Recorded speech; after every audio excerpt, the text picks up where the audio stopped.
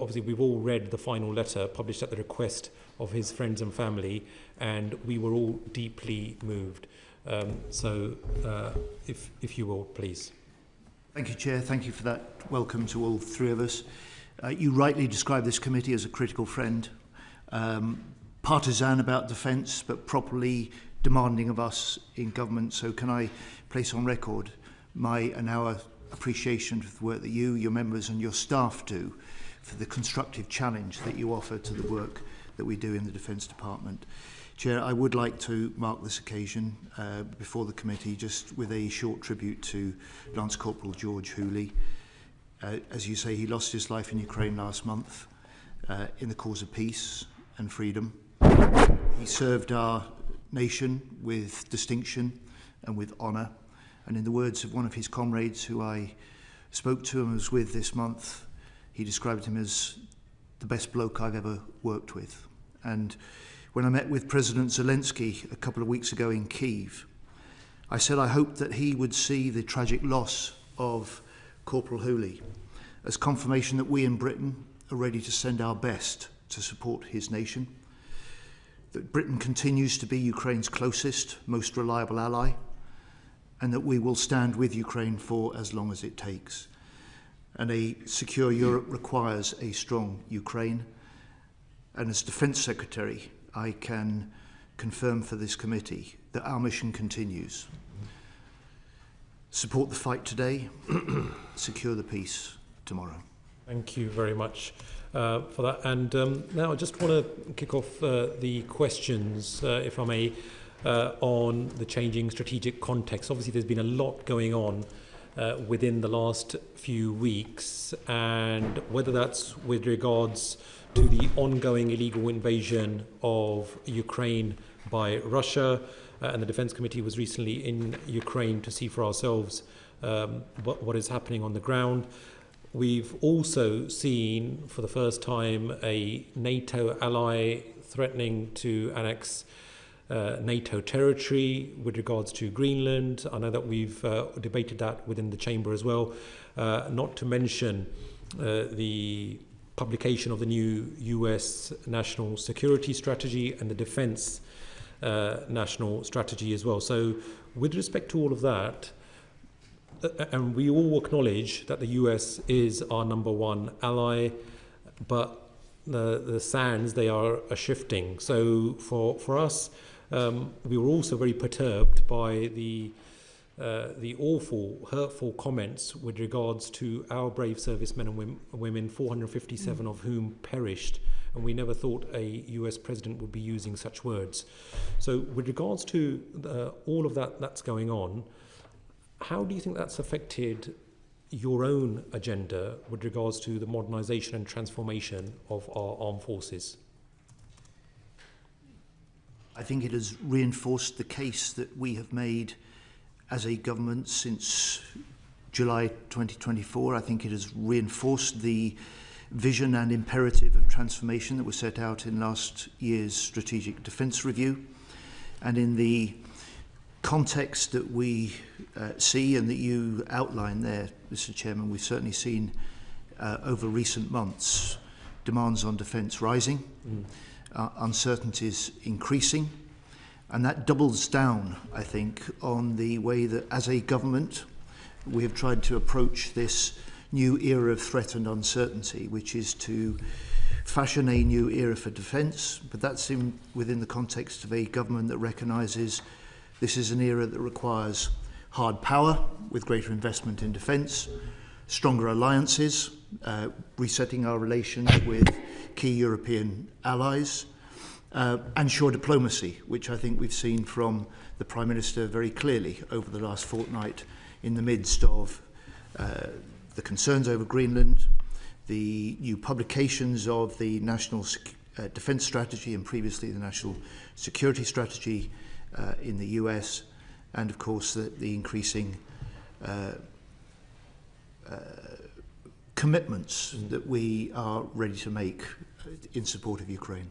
Will you be investing more in our own sovereign capabilities? Because a lot of us are concerned that we seem to be beholden to other allies, and we do not have sufficient sovereign capability. And that, I think, was also part of the government's agenda to bolster the defence industrial base. You've often intimated that defence is an engine for growth.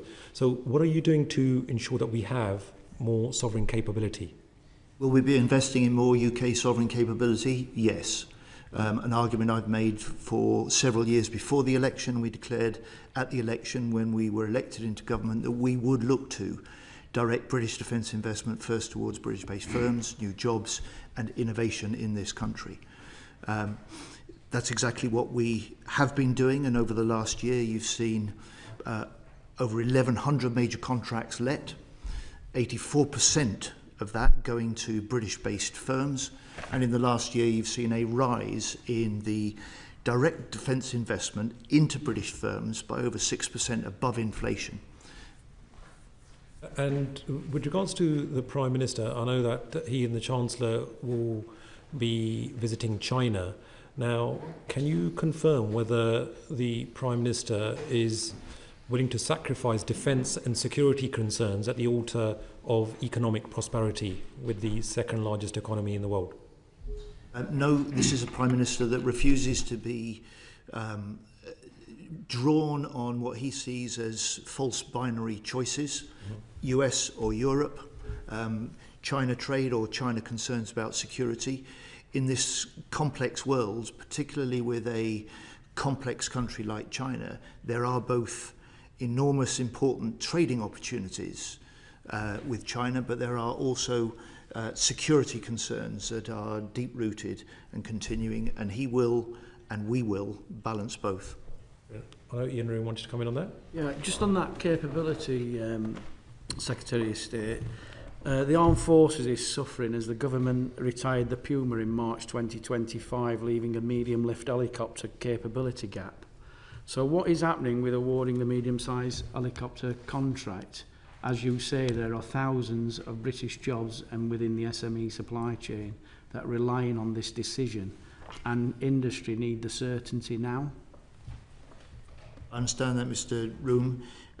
First of all, on the Puma, that was a decision I took last year. We are in a process. It is a big challenge for a new government to deal with what was a defence equipment programme that was heavily overcommitted, badly underfunded, and in many areas unsuited to the changing threats that we face. So as we make our defence investment decisions now to implement the vision of the Strategic Defence Review, there will be tough decisions that we need to make. And the Puma decision, like Watchkeeper, like HMS Bulwark and Albion, were all decisions that were long overdue, in my view, necessary decisions to help set up and reprioritise the defence budget for the future. On the new medium helicopter contract, that competitive process is still underway. We're considering that in the context of the wider investment plans and priorities that we are balancing at the moment. But I am acutely conscious. As I understood it, there was only one successful candidate left in the contract bidding. You will understand that there is a contract process underway, and that's not been completed yet.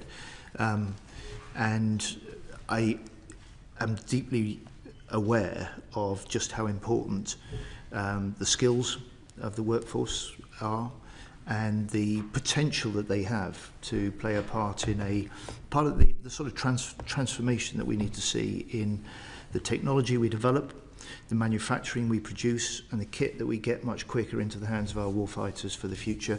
And as you'd expect, both the Minister for Defence Readiness and Industry, Luke Pollard, and I are talking regularly and closely with the most senior Leonardo managers and directors, and I was with and discussing this with the Leonardo UK MD just last week.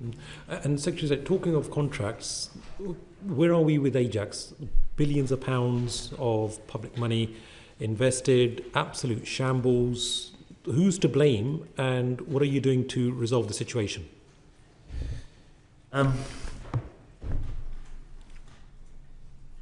So Luke Pollard, Minister for DRI, updated the House quite properly last week.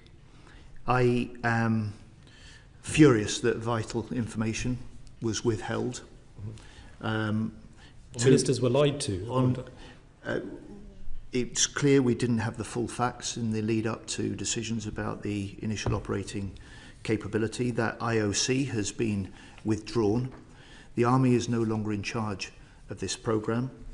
A new Senior Responsible Officer, SRO, is now in place. I've been clear that we must back it or scrap it. The work is being done at the moment in order to put us in a position to make that decision. And whilst I really want to see the way that we procure for the future being more innovative, more rapid, first and foremost will be my concern for the safety and protection of our forces personnel. Okay. Thomas. Thank you. Secretary of State, in your answer to the Chair's first question, you mentioned several times the desire to invest in British-based companies and manufacturers in defence. In opposition, we spoke about Buy British. You spoke about Buy British, and that was the kind of Labour manifesto spoke about that as well. You're now using language that is British-based. Does that reflect a policy within the department to accept that it's too difficult sometimes to give contracts directly to British companies, and that there's an acceptance that if a foreign company from, let's say, Europe or America has a British subsidiary, we're now accepting that being British-based is sort of good enough to fall in with that kind of Buy British mentality? 3 points. First of all, Buy British is clearly a shorthand. What it signifies is a determination and a first focus on the role that defence can play as an engine for growth, creating new jobs, new opportunities, skills, backing good British-based businesses and innovators for the future. Second, it is not always possible to buy entirely British. There are certain capabilities that we need that are best produced by other countries or produced in combination and collaboration with industries in other countries, allied countries. And third, I think I would just encourage the committee and the public over the next 2 to 3 years to judge us on what we do, not just on what we say. I've given the committee already the figures in the first year in government for the way that we've increased defence investment into British firms. I've made a series of announcements that will lead to more British jobs and opportunities. In Ms Scrogham's constituency here, just since the last election, there are over 1,000 extra jobs in the Barrow shipyard because of the extra investment that we're putting into defence. And I'm announcing today a new programme to find the next UK defence tech unicorn in this country. That's a pot of up to £20 million that we will go after and invite those entrepreneurs that may not have done much or any business within defence before to come forward with the sort of innovation and ideas that they may have that we can help develop and support. And this is part of the Office for Small Business Growth opening its doors today. And it's, if you like, new ways of finding new entrants and new entrepreneurs in Britain for a programme that we're set to spend £2.5 billion in supporting directly in supporting small SMEs in the next each year. So this is Britain as our first focus. Our sovereign capability, as you put it, Mr. Thomas, as a priority. And fundamentally, it's also a recognition of what we can draw from Ukraine, which is that when a country is under threat or forced to fight, its armed forces are only as strong as the industry and the innovators and the investors that stand behind them in their own country and with their close allies. And in this period where we face increasing threats, we face rising demands on defence, then there is a strong economic case for directing our investment to British-based firms.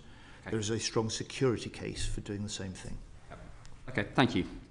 I'll just move on to ask you about the much delayed defence investment plan, and you said just now to judge us on what we do. You also alluded to the requirement, come any potential wartime scenario, to have a strong manufacturing base behind you that you can't just magic up. This defence investment plan, obviously it's been widely reported on, the kind of unconfirmed meetings that may or may not have happened in number 10. I think the kind of what we've heard from people within your department on record in this committee room is that it's a question of prioritisation.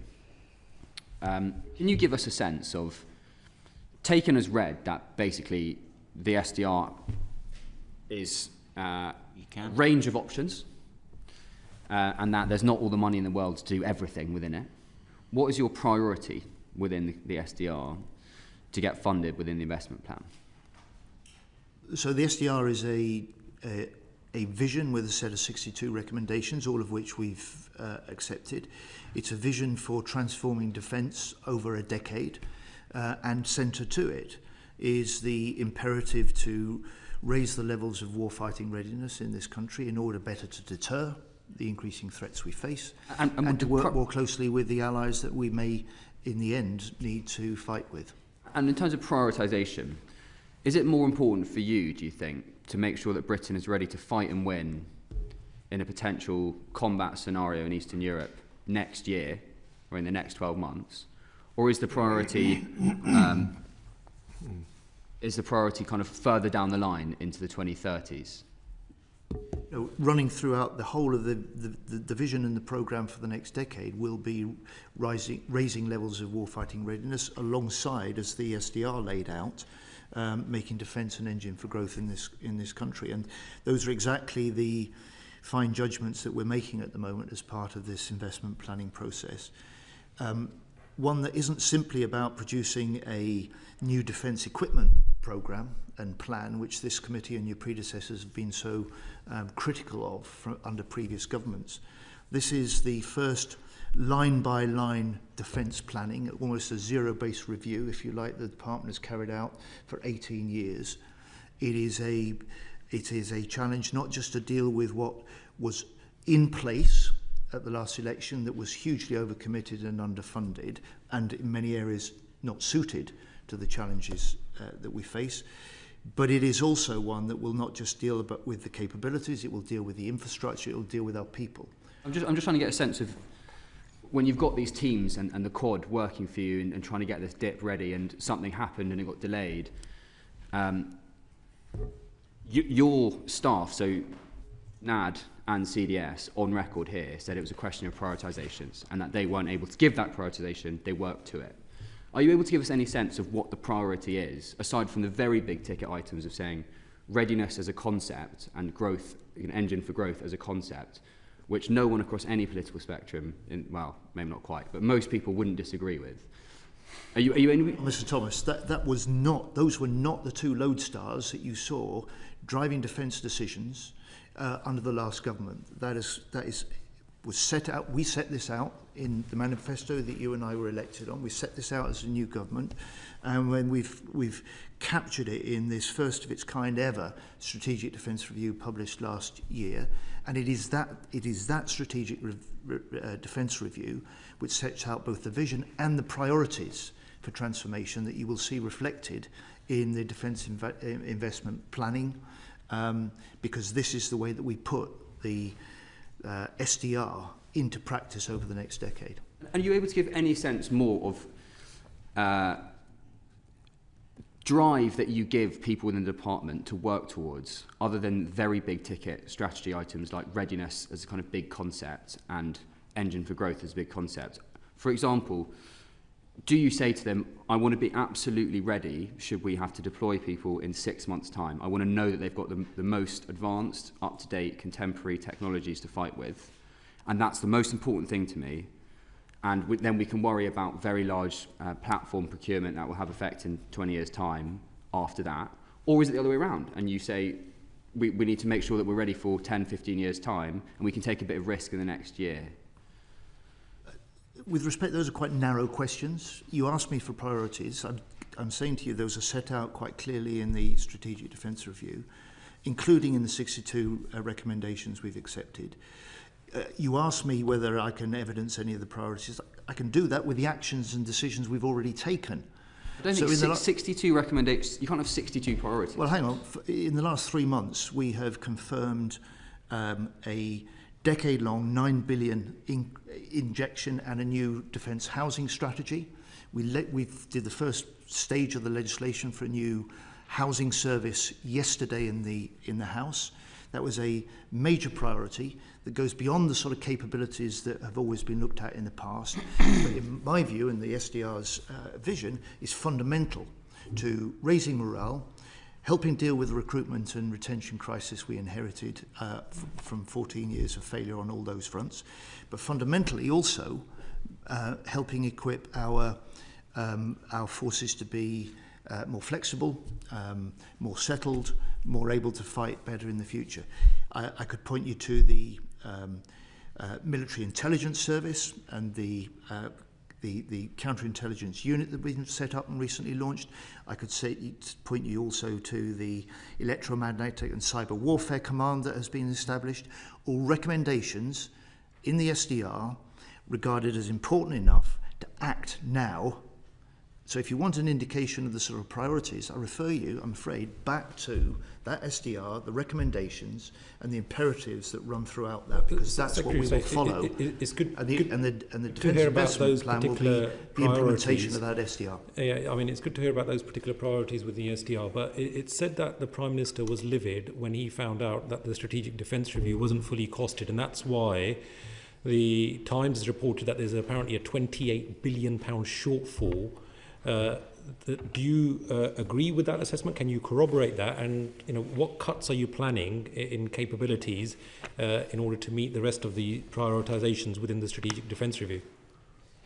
I would just say to you, Mr. Chairman, and you've been around long enough to know not to take at face value what you read in the press. Those were false. The SDR, when it was completed and published, was fully affordable within the financial commitments that we made. That was confirmed, including by the Prime Minister when he published it.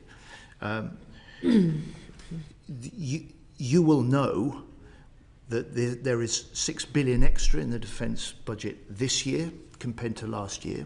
You will know, this committee above all, that we will be spending, as things are, $270 billion in this Parliament alone.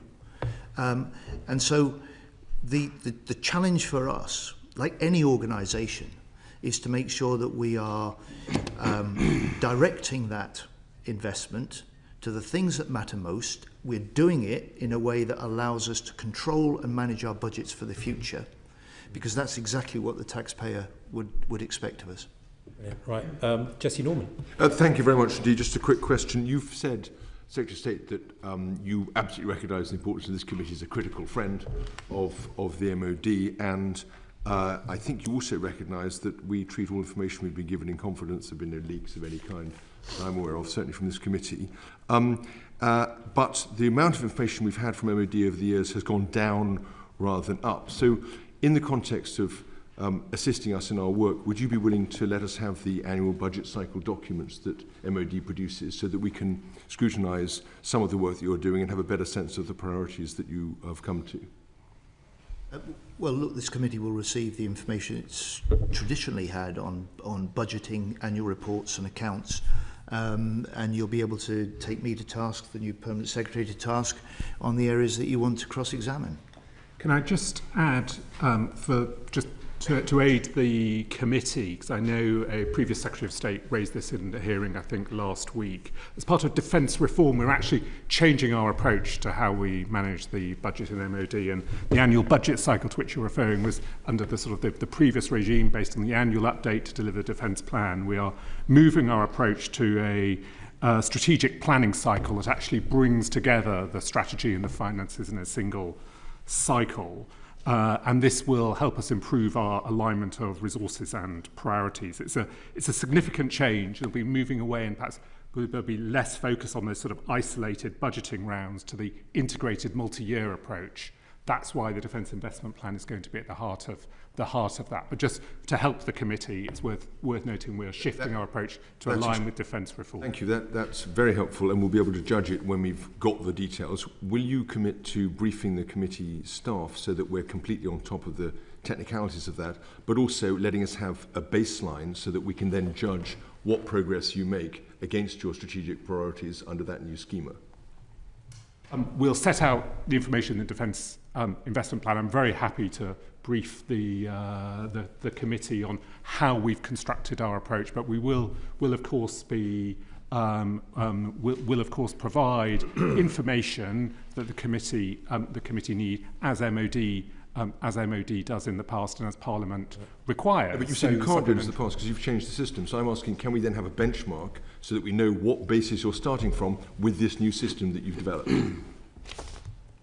Well, look, first of all, we will set a new benchmark that will be shared with the committee. But I think, to be fair to us, Mr. Chairman, when the committee has asked for briefings in private and with a degree of confidentiality, we've always tried to respond, and you have been public and positive about the way that we have been able to do that to this committee in a way that there were complaints about that the previous committee didn't get that information. And so if it is a briefing that you're looking for, Mr. Norman, and as a committee, on the way that we are trying to change the what the Permanent Secretary describes as the strategic decision-taking cycle, then of course we will do that. Briefings would be great. The trouble is that we won't get institutional memory and accountability if we don't have documents showing what the basis was when you started and how you're going to work out the numbers. And then in a year's time or 2 years' time, we can look back and say, well, that was the baseline, this is how it changed, and that was what the system was.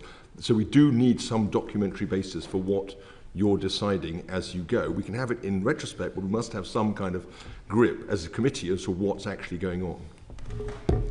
Of course. I think that's, well, you're a one-man institutional memory for this committee, if I may say so, Mr. I wish that was true, and certainly unreliable if so. Yeah. Right, Michelle Scroggle. Thank you.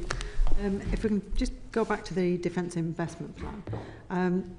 Obviously, it's wildly awaited with speculation on why we're waiting so long to see it, but that aside, my concern is businesses. So we've got a fairly large supply chain. Many of those businesses rely on the orders coming through. They don't survive on hints and ideas on what might come through. Talking to businesses recently, there are businesses out there that are shedding staff. Now that is the opposite of what we were looking for at the moment, but they're doing that because they don't know what signals are going to turn into actual orders. So can you tell me what we're doing to protect those businesses while they're waiting for this information to feed through, whether it's next week, next month, spring, with it, they need that information. So what are we doing to make sure that they have the support they need now? So I understand those concerns that businesses sometimes voice. I would just say that this is in the context of a greater certainty that this sector has not had. There is no one working in the defence industry today who has known they were working in the certain decade of rising defence spending ahead.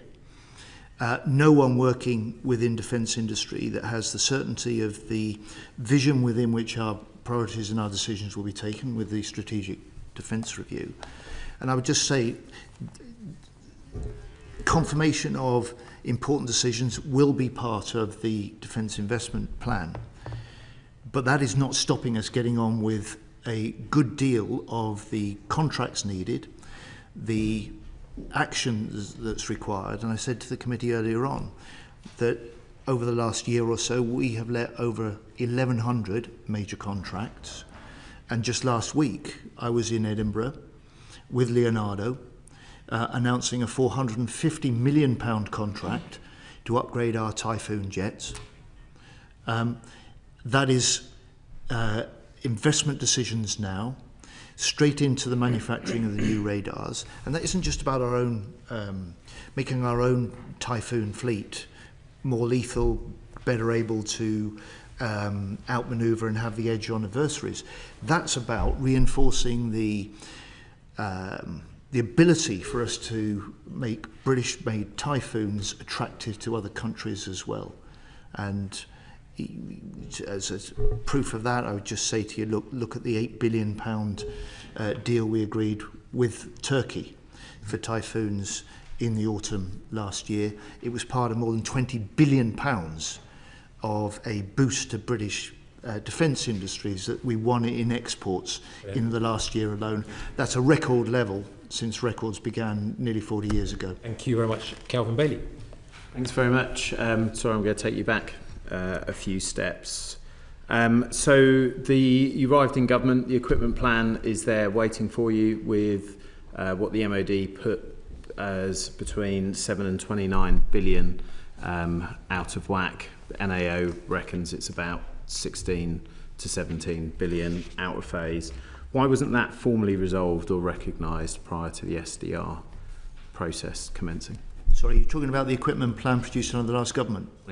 Why on earth would we continue with something that was badly flawed as that? It wasn't just that the NAO regarded it as underfunded and unlikely to be delivered. It also pointed out that the whole way that Defence previously was putting that together wasn't even consistent between the three services. Now, we new government, set of new strategic priorities for the UK, a strategic shift, if you like, just like the US is undergoing some sort of strategic shift. With the UK, it was a recognition that we had to make our overriding defence strategy, a NATO first strategy, that we had to do alongside other European allies more lifting, heavy lifting within NATO, that we had to step up our support for Ukraine, and that we had to build a new deal for European security within NATO. And that's what we've been doing. Now, frankly, even when you come to the equipment plan, before you come to the detail that I've touched on before about it being overcommitted and underfunded, it was unsuited to the threats we face. It wasn't suited to the sort of transformation required or the rapidly accelerating technological change that you, Mr. Bailey, are really well on top of and an expert on. We have to do things differently. That I recognise. My question was, why wasn't this up front? So some of us sat on the Public Accounts Committee to try and get after the detail of this discussion of that business, and we didn't have a baselining in the way that Mr. Norman put out. That would have been a really useful thing, because it would have been quite clear the programmes or the elements of the programme which just weren't funded and were pie in the sky in the first instance. And so arriving in the SDR process, there is an effort to not compound that error, even though we didn't have the necessary public discussion to understand just how bad things were anyway. But in attempting to not compound the error, the TORs for the SDR said that the review will identify where reprioritisation of roles, capabilities, activities and support will be made in the current defence programme. That's correct, am I not? Yes. Brilliant. Okay, because last week CDS was unclear that was the case, and just to kind of link, and I know we'll talk about the ABC later, that is entirely contrary to how your new design works. It's very definitely that CDS should be providing some of that prioritisation internally to you. So the question I have is, who took the decision to remove the reprioritisation from the SDR? When was that decision made, and under what rationale? Sorry, I'm actually, you've lost me. Okay. The SDR was a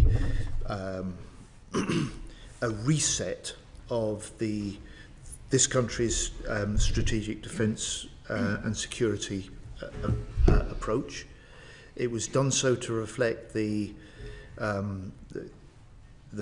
framework of priorities that we'd set out in our manifesto. With the greatest respect, Secretary of State, my point was that in the TORs, the reprioritisation was part of the activity, and at some point, And we observed this into our two committee, and I can draw out the quotes. When the team first came out in front of us, I think it was Lord Robertson first said, like, that's part of what we are being asked to do. And then when they came back, General Barron said, actually, I don't have to worry about this. Like, that's for them to do. When between those two meetings was that changed? Under what rationale did that change come about? I may be a bit slow, but I'm still not following you. Of course, the Strategic Defence Review was a review and a resetting of Britain's strategic priorities. We left behind, and we said at the election we would, the sort of bombast of a global Britain under Boris Johnson.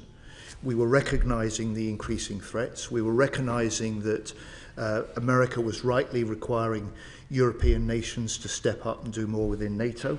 And we were recognising that a Britain that burnt its relations, sometimes willfully so in the Brexit process, had left Britain without the strength of alliances that we need for the future, which is why since the election you've seen the Trinity House Agreement with Germany that wasn't there before, you've seen a reboot of the Lancaster House Agreement with France, you've seen the Luna House Agreement with Norway, all with strategic security and defence relations at their heart, but also big economic opportunities and with, as well. For with the greatest respect, all of those things are wonderful, but they are built on the foundations of a £7 to £29 billion 10-year plan. So it was already running into the programme. So a year in, you already been working in the annual budget cycles, which would have been prefaced on that flawed plan. The SDR then arrives and it adds all this new ambition, and we don't know at which point the SDR team was told not to apply that ambition within the SDR. We don't know why, and there is no evidence of reprioritisation after the SDR. So the question again, at which point was the prioritisation removed from the SDR team? I'm still failing to understand your question, and Chair, perhaps I could just say, if you need, could you write to me on this? My friend Emma Lee will be able to advise on that. I'm sorry, Mr. Bailey, I'm just not following what you're saying. All right, the SDR team. Emma, go on. Sorry, afternoon all. Secretary State, I think if I can try and simplify it, because I do tend to speak quite bluntly and straight, the SDR was supposed to identify reprioritisation, but it didn't. The reviewers were clear with us that that had been removed. So why did the SDR should go from its terms of reference to say it should identify what defence should and should no longer do to then changing? Is what we're trying to understand here. Is that fair, Calvin? There are no down arrows. The SDR doesn't say what it isn't going to do. So and then more worryingly, you also have programmes in there that you knew were unfunded, but your language, they're heavily overcommitted and badly underfunded decisions. And there is no evidence that they've been removed. So we've tried to ask in the question prior to me, like, what were those things? But what's most important is, where was the decision made to not do that, and where? The Strategic Defence Review was always a strategic review. It wasn't there to make the detailed investment decisions. That's my job, that's our job, that's the job we're now doing to implement the Strategic Defence Review through the Defence Investment planning process. What it did do was recognise that there were priorities that the previous government might have pursued, reflected in the defence programme and the programme of record. For instance, a global Britain role. For instance, kit that just wasn't recognising the very rapid technological change. And it's one of the reasons that I made those decisions I referred to earlier, while the SDR review was going on things like Watchkeeper, on Bulwark, on Albion, on Puma. Because we do and we have to make disinvestment decisions as well as investment decisions. But those are for us, not for the strategic reviewers. What you're saying doesn't fit with the terms of reference from the SDR. I'm looking at them now, and what you're saying doesn't align with the actual terms of reference. And what myself and Calvin are trying to understand is what changed from the terms of reference to the SDR being produced. The work of the SDR, and it worked within the terms of reference, it worked within the financial envelope it was given, it produced the Strategic Defence Review. You can take a view about whether it fully met its terms of reference or not. It was a fundamental review. It was the first of its kind done in that way. It had an extraordinary input of challenge and review from experts right across the field, as well as being led by the 3 independent reviewers. It worked very closely with Defence in order to come to its conclusions. The job now for me as Defence Secretary in the Defence Department is to take that vision, which we've accepted, to take the recommendations, which we've accepted, and put that into practice. We're doing that already, and we have done in the first 6 months since the Strategic Defence Review in a number of areas. And we've got big decisions that we're in the process of taking, and we're working flat out to complete the DIP process, because that's the way that we implement, not just for this Parliament, but for the decade that they set out the vision for. Right. Obviously, there seems to be some misunderstanding. We want to bring this to a conclusion. Bring it to a close. Thank you. The reason why this is important is that in the previous Healey review in the late 60s, those programmes that entered an unaffordable defence plan came under immense pressure because of the ability of the government to separate them. The one that was most notable was the cancellation of the TSR2. The concern now is that GCAP, which will occupy the greater part of the programme, now doesn't have, we don't have adequate assurance or visibility of how that entered or exits the GCAP, the SDR. So can you provide us some assurance that that programme remains a valid and programme that we will see in the Defence Investment Plan? I'm still working on GCAP. I'm absolutely determined that the momentum of the programme is maintained. I've been in communication with both the Italian and Japanese defence ministers within the last 24 hours. But to come to this, what I think is a really important point that you're making here, this investment plan, the plan for defence for this Parliament and this the next decade will be affordable, because it's been one of the fundamental flaws of the way that previous governments recently have done their defence planning, done their equipment plans, and this will be affordable. It will reflect the priorities and the strategy vision set out in the SDR. And I am determined, and I see it as my job, to make sure that when we make those commitments, when we make those decisions, they are deliverable, and that's what we do. Yeah, Secretary, what I would suggest is that the issue around reprioritisation, it's a key one in terms of reference. Perhaps you could write to the committee to clarify so that we can clear any misunderstandings that there may be on this particular issue. I do want to move on from the Defence Investment Plan. I think there are 3 very quick supplementaries before I want to move on to defence reform. I've got Mike Martin, Ian Room and Emma Liu. Mike Martin. Thanks, Chair.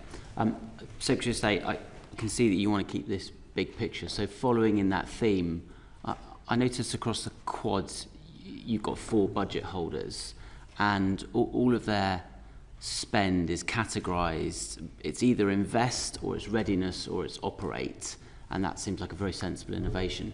Could you tell me the balance or percentages of how departmental spend is split between those 3 categories of invest, readiness and operate? Between Perm Secretary and I, we can give you a sort of feel for that. I don't know if this takes us into the reform territory, but you're quite right. I mean, part of the most important elements of the reform have meant we've got 4 budget holders instead of 10. We've got 1 investment budget. Because I know we're short of time. And if you look at the budget of the NAD group, for instance, which holds that investment budget, we've actually created, as part of the reforms now, a FTSE 100 scale company just within that NAD group. Just what would the percentages be across those 3? I'm very happy to share that with you. I think the invest budget is essentially very close to the CDL budget, which this year is £23.2 billion of £62.2 billion. The readiness and run budget and the operations budget are very close to the RDL budget, which is £38.9 billion, but let me get you a note on the precise. I think that would be very good.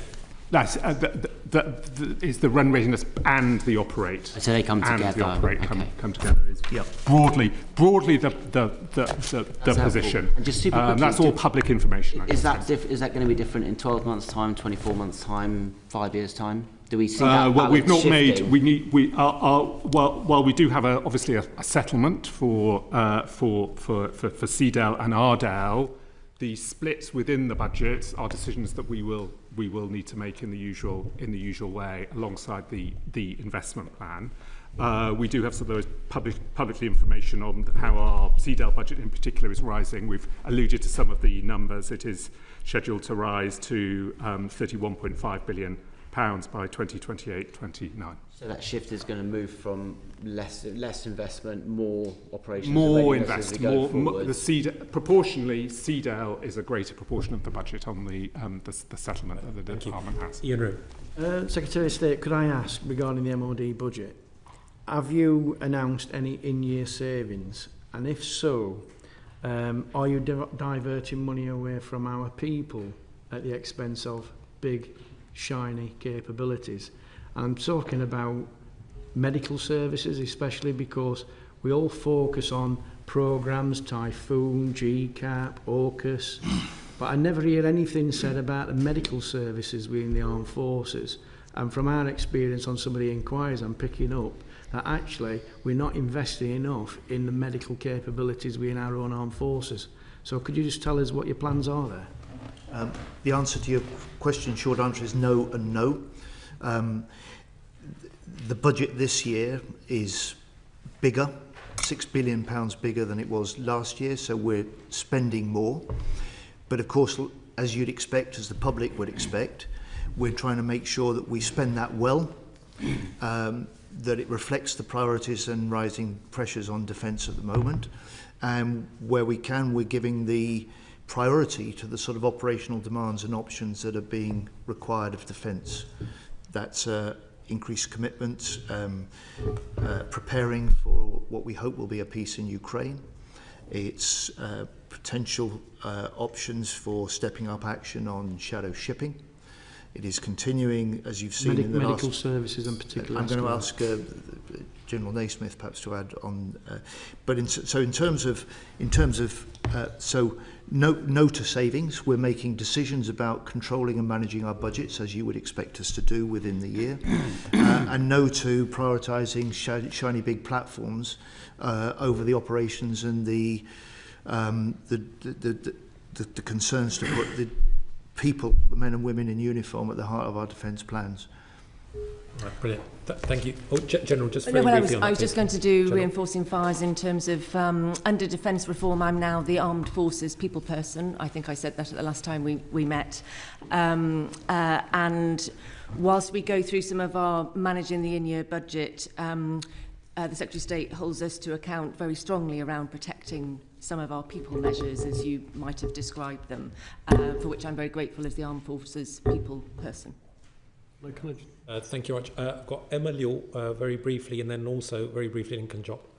Thanks, Chair. Just a quick one from me, and it might seem a bit obvious, but since the government accepted all 62 of the recommendations in the SDR, and that included 12 new F-35As, the 12 SSN AUKUS nuclear subs, 6 munitions factories, 6 billion in munitions procurement, 7,000 long-range missiles, and 1 billion for homeland air defence. Will they all be in the Defence Investment Plan or not? They will be part of what we plan to deliver over the next decade, which is, of course, the period of the SDR. So they'll be in the Defence Investment Plan?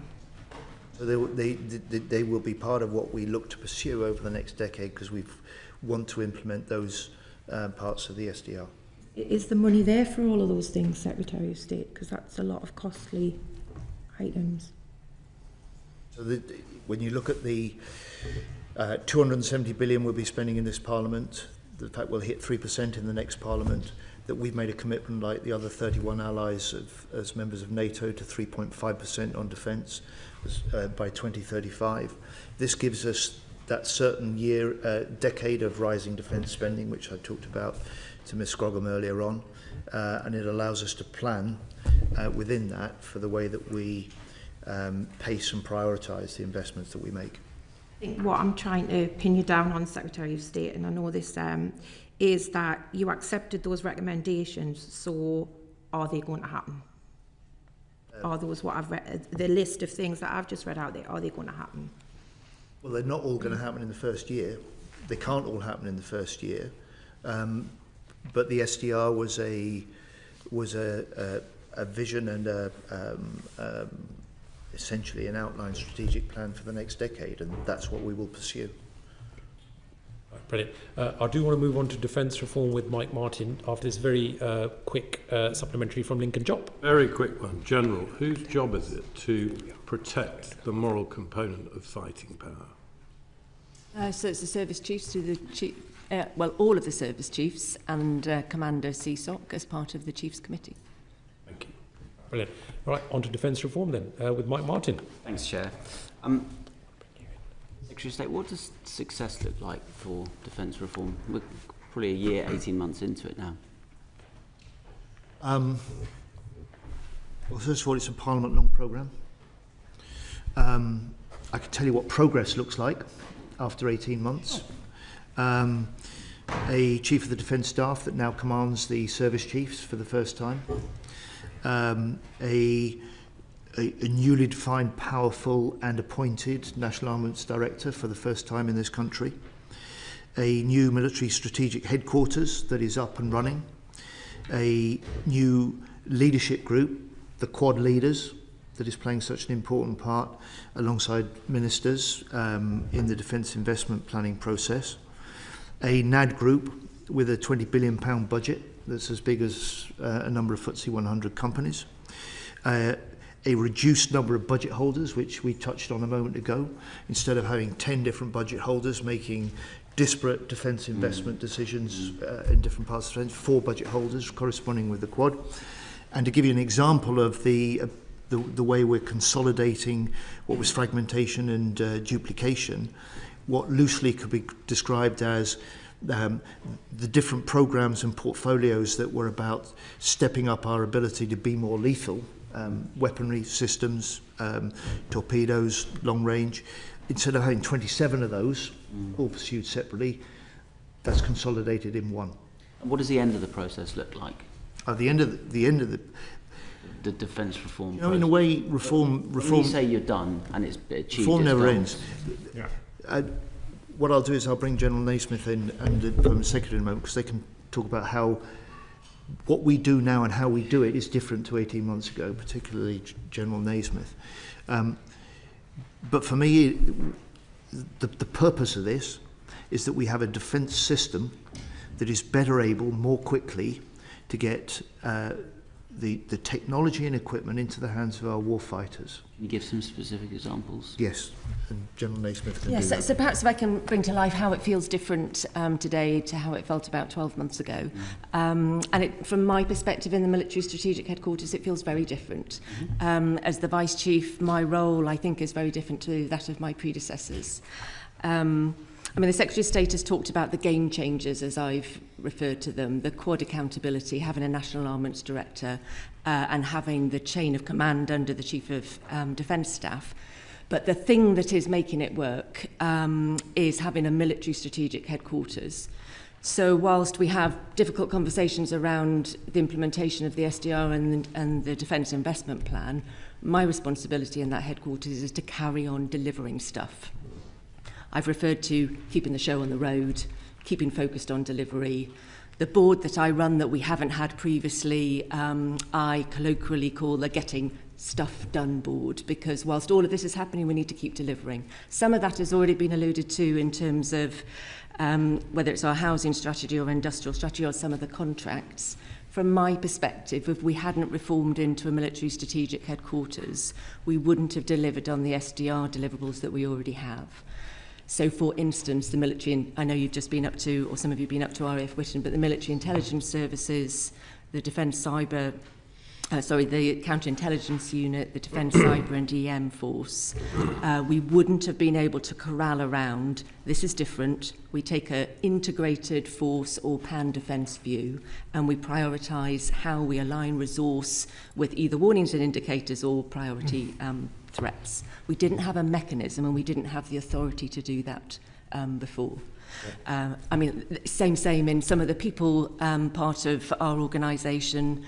I think it feels very different having an armed forces people person that sits on that board. We would have struggled to deliver things like the cyber direct entry. We would have struggled to deliver some of our foundation gap year piece. That's the good. What's the bad? What frustrates you about the process? How would you tweak it, or what tweaks have you made as you've been rolling this out? So we're building the team. I think that's my first thing. We want a very lean military strategic headquarters. What we don't need is a load more people adding more layers. How many people in it? Oh, I'd need to confirm. But in the central pillar part of it, it's less than 20 in terms of how we bring together what was already in existence through our military operations and commitments and what we did in our force development. I mean, those two pillars remain. It's the secret sauce was bringing those two things together so that we were able to have a prioritised view, what we do today, Armed Forces plan, and what we plan in the future. So we're building the muscle. We have an Armed Forces plan. This last year was the first time that we had a draft plan for all the reasons we've talked about. It needs to be balanced with resource. As we enter into April, we look for that to be a more balanced Armed Forces plan and deliver against it. We have more to do about some of our performance and risk reporting. I could go on, but there's still a lot more to do, but it feels very different to how it did 12 months ago. Thank you very much. Can I just add a couple of things, if you don't mind? So I took over as Principal Accounting Officer on the 1st of December. This is the 6th department I've worked in and the 3rd I've run as Permanent Secretary. So I've seen a lot of government departments, and Defence has such an important but a complicated mission that it is delivering. I can really see the advantage only in the few weeks that I've been there of having those simpler, clear accountabilities that come from the heart of defence reform. All the changes that the Vice Chief has referred to, and having the Vice Chief and the Chief of the Defence Staff really pulling together the different services and that responsibility for resourcing, for tasking that comes with defence reform really does make a difference. This year is obviously a transitional year, which sort of partly relates to the sort of answers on your questions on the budgeting regime. But I would worry about defining end states to organisational change. Organisations continually need to change and evolve. It's wrong to say that reform concludes. At a certain point, we will need to make a decision when you mainstream the changes that you're making, but never ever assume that you can draw a line on delivering change, continually improving organisations, as complicated as MOD. Right, brilliant. Thank you very much. Alex Baker. Thank you, Chair. Secretary of State, so since you've been in the job, have you actually had a formal briefing on the NATO Support and Procurement Agency, the NATO Communications and Information Agency, these NATO facilities, and how the UK could use them? I haven't had a specific formal briefing on those, Ms Baker, but those have been part of some of the discussions that I've had when I've been up at NATO headquarters, and we've been meeting as defence ministers, particularly on the margins of some of those meetings. I ask you about that because, you know, government is clear that we take a NATO first approach. The NAD has told us when he came to see us before Christmas that multilateral procurement, joint procurement is definitely part of the solution of how we move forward. We get all these services, these facilities through our NATO membership. We're paying for them already, yet from everything I can see, the UK does not use these facilities. Germany has just procured 8 Sea Guardian remotely pilot aircraft. They're getting all the tax benefits and cost benefits. Spain, Italy, these countries are all using these agencies, yet the UK are not engaged at all from what I can see. Given money is tight, can we really afford to be paying for a facility and then not using it and instead replicating it through our own departments, replicating the services that we could use through NATO.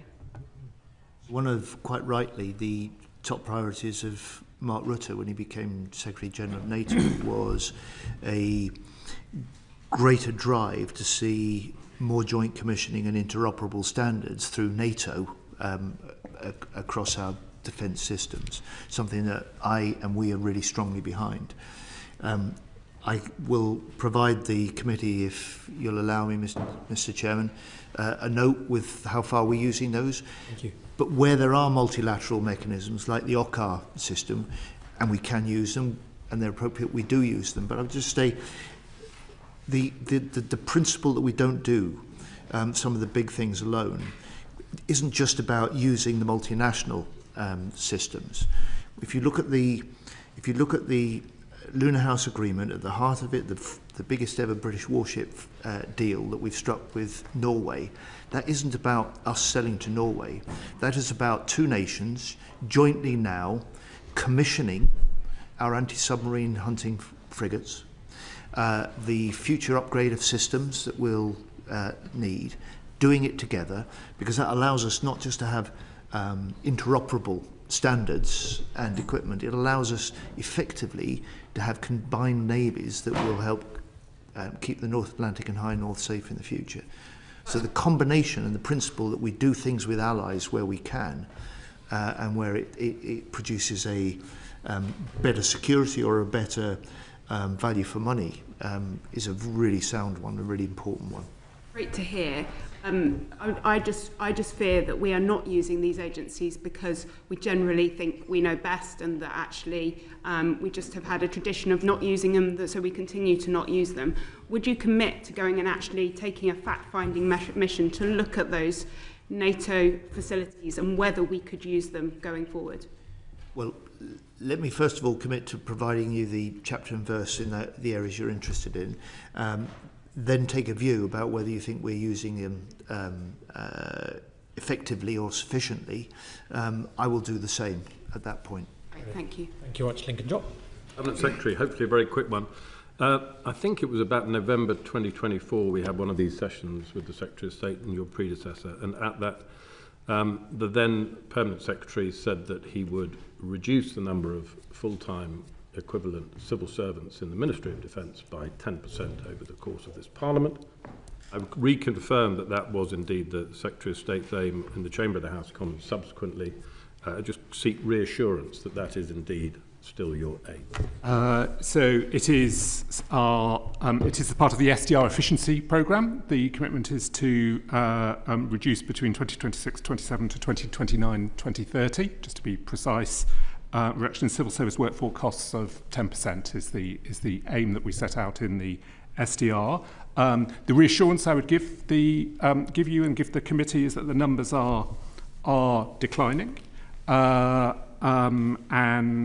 the latest information I have is we were just a little bit over 55,000 full-time equivalent civil servants at the start of December last year, 2025. I mean, I would note, though, this is best done as part of a sort of a serious efficiency programme, which is the thing that we need to put in place. Civil servants provide incredibly valuable work, and something that I have heard clearly from military colleagues is, at times, there can be benefit in civil servants taking on roles that the military have done historically, and that ultimately that can be a better way of creating a sort of integrated force, and the Vice Chief may want to talk about this. So we need to approach this carefully in a way that optimises value for money, make sure that we can provide the support we need. That in particular, the National Armaments Director has a group that has the scale and the expertise that it needs in order to ensure that we can deliver the equipment that our military need. Thank you. Thank you very much. Right, on to Derek Twigg. Thank you, Chair. Can we just go back to the SDR? And why has the MOD not agreed with the committee's recommendation that we should produce a publicly available annual report on the progress of the SDR implementation? because we have an annual cycle of reporting in full the work of the department. The SDR is not a subset of that. The SDR is essentially the framework and the vision within which Defence will now make its decisions, set its priorities, and deliver the programmes and the aims that it set out. So it fundamentally sets the it fundamentally sort of sets the direction for the department itself, Mr. Twigg, rather than being this is something that you can separate off and report on and pursue separately from the work of the department. So other than the Defence Investment Plan, has the department implemented all the SDR commitments due to be completed by the end of 2025?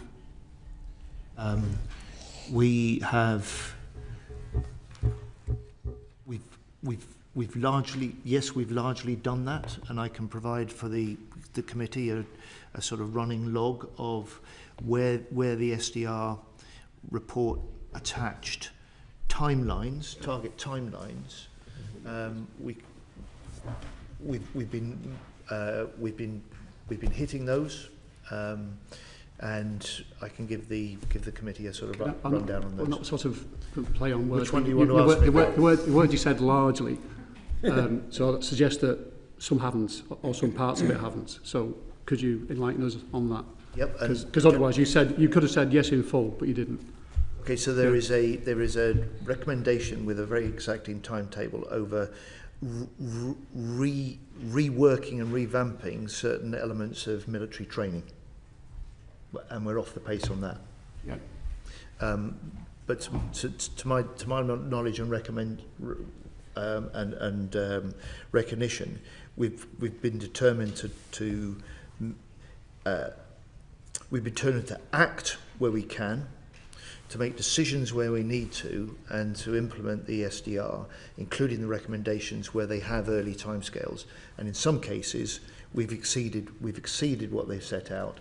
And so I think if it's helpful to the committee, I can give you a sort of, if you like, it'd be useful to know, a six month audit. Yeah, I mean, I'm not sure whether you're going to say, well, I can't tell you what the problems are with training because it would give away some sort of secret, but I just wonder what specifically the obstacles are there. So refer to the military head of training. Yeah, so I was going to use that as an example. There's two in my mind that I know that we haven't delivered against, that we said we would do by the end of 2025. The particular one around our training review, if I'm perfectly honest, it was being very clear about defining what the question was and then how we proceeded with that across our reformed areas, because as you will recognise... Sorry to interrupt, define what the question was.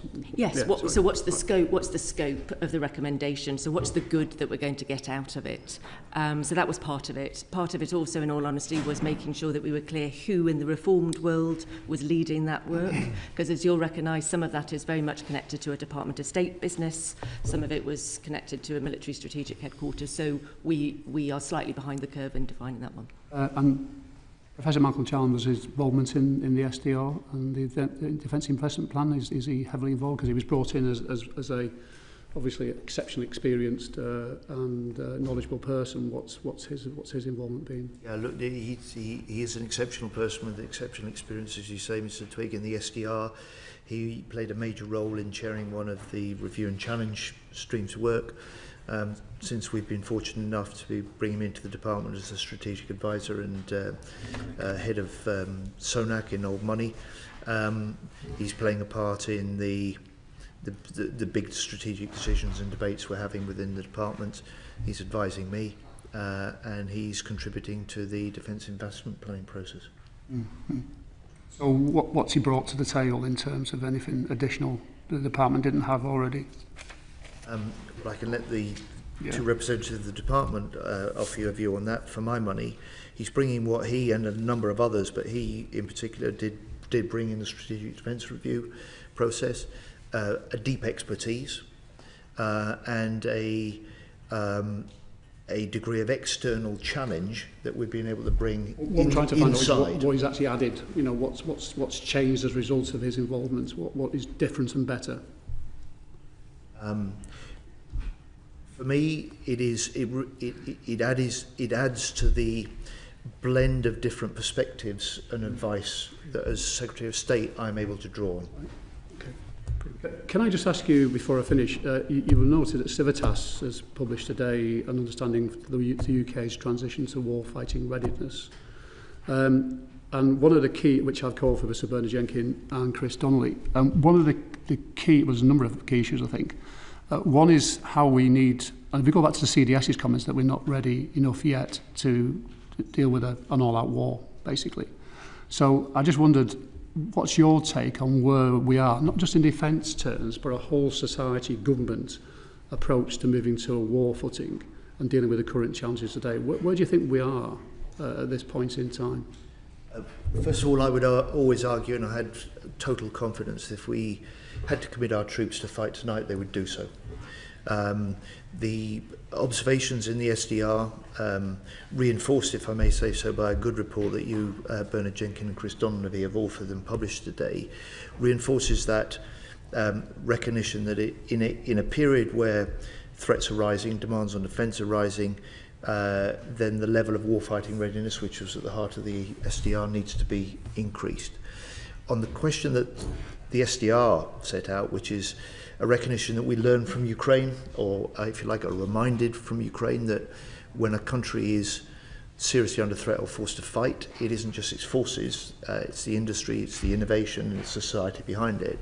That requires some of the responses that you will see in the Armed Forces Bill that had its second reading yesterday in the House of Commons, with the change outlined and indicated in the SDR to the way that we approach and develop our reservists forces. You're focusing on defence alone, which we know, but it's not about just defence. It's about the whole society, government approach. Going down to the finance sector, going right across through industry, and also. So I just wonder, trying to get your take on where you think we are. Are we some way off yet, and lots more work needs to be done, or do you think real progress is being made? Some progress is made. Yeah. There is really lots still to be done, and you're quite right to say this is whole of government. It has to be driven from the centre. My concern is to make sure that where defence can make the most telling and important contributions, we get on and do that. So we're doing that on reservists, we're doing that on new ways of bringing people into the forces, like with our cyber direct entry. We're doing that by stepping up the work we're doing, including legislative changes on drone threats or threats to undersea critical infrastructure. And we're doing that with some of the action we want to take on shallow shipping as well. Right, brilliant. I want to Jesse Norman. Thank you very much indeed, Mr. Chairman. And I'd like to draw the committee's attention to my register of interests. We're some way in, Secretary of State. I'd be grateful if you and the team could be relatively clipped, if you can, because there's a certain amount to get through. You've spoken about defence spending, £6 billion here.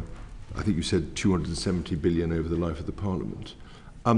One of the problems of talking about defence spending in percentage terms of GDP is that when GDP is barely growing, it doesn't really help.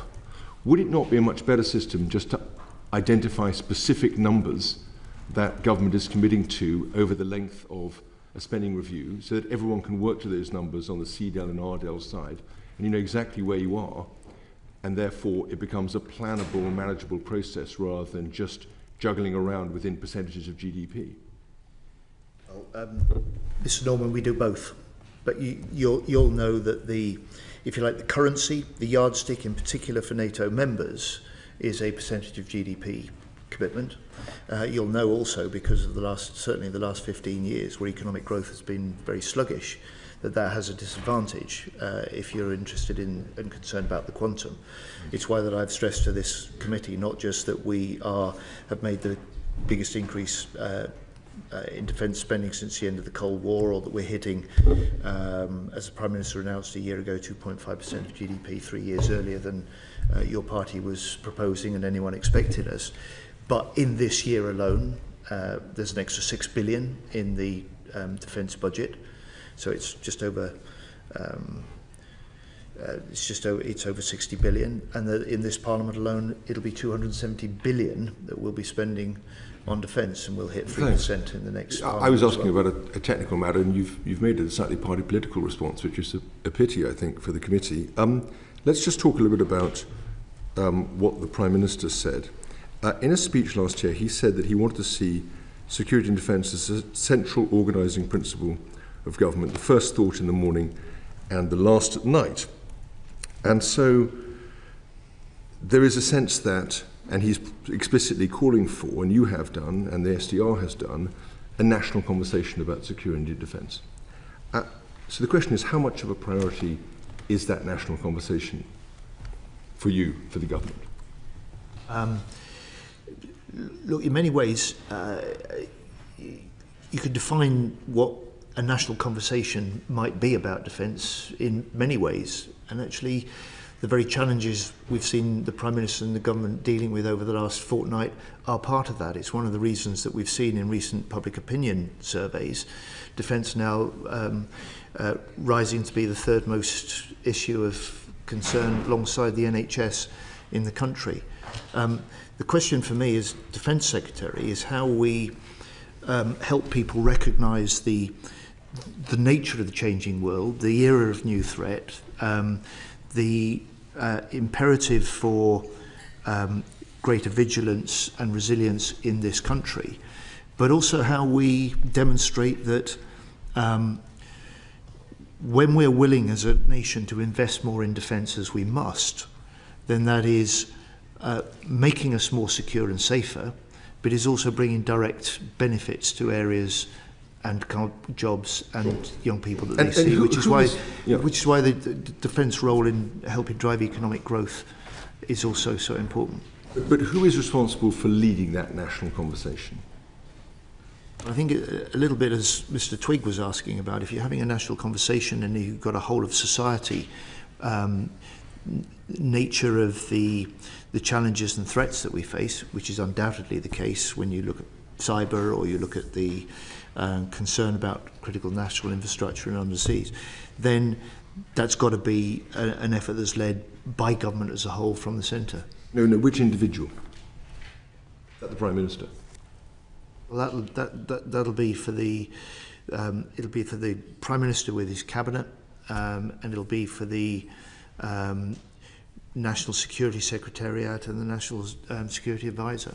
Okay, you've said it's amorphous as to what a national conversation means. It's a term that was introduced into the SDR, and government's been talking about it. Prime Minister's spoken about a national effort. How many speeches has the Prime Minister given on the national conversation and the need to broadcast the importance of defence and security to the nation?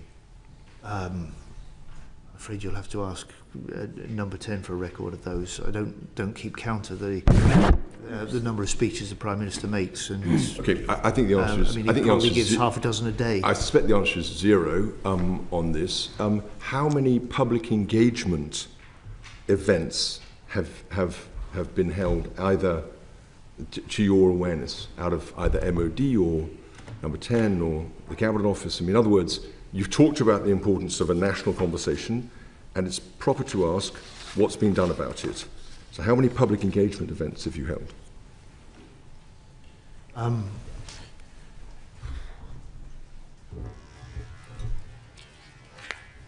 Okay, how many public I'm pausing only because you draw the parameters so wide, it's quite difficult to know how to answer. I'm perfectly prepared to okay, have you made a lot of speeches, Secretary of State? Have you made a lot of speeches up and down the country saying it's a national problem here, we need to be thinking of this in the Prime Minister's words, first thought in the morning, last at night, we need people to understand we're potentially in a pre-war situation. Have you given those speeches, and how many have you given? How much engagement has there been? In a way, the thinking of the SDR, that sort of concern, the Prime Minister's quite absolutely accurate description about how defence is now central to the thinking and the duty of this government. It imbues almost everything I say, everywhere I go, on every occasion. Right, but I'm talking about the levels of communication, what you're doing to raise... Do you, for example, publish threat assessments so that people can see in the public how the threat from China and Russia is increasing in line with the concerns that the Prime Minister's articulated? So the government has risk registers, it has threat assessments, it publishes what it can of that as a regular element. This House plays a part in that, this committee plays a part in it.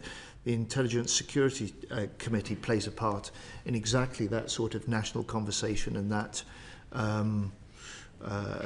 awareness building of what we're facing. You don't think it's astonishing how little has been done when you consider that you've just raised the reservist age from 55 to 65, haven't seen any major discussion of the rationale for that or embedding it in a national conversation. Let's ask another question. Prime Minister With respect, that was discussed yesterday in the House of Commons when we had the second reading of the government getting out there to the people of this country, set out in the explanatory getting notes out to the the people bill, of this country and saying, and we'd welcome your and contribution saying, to that debate as the bill goes this is through Parliament. No, I don't think it's a parliamentary matter. It's a matter of government discharging the Prime Minister's obligation to think about this first thing in the morning and last at night as a national effort, which is what he's said. So here's a question.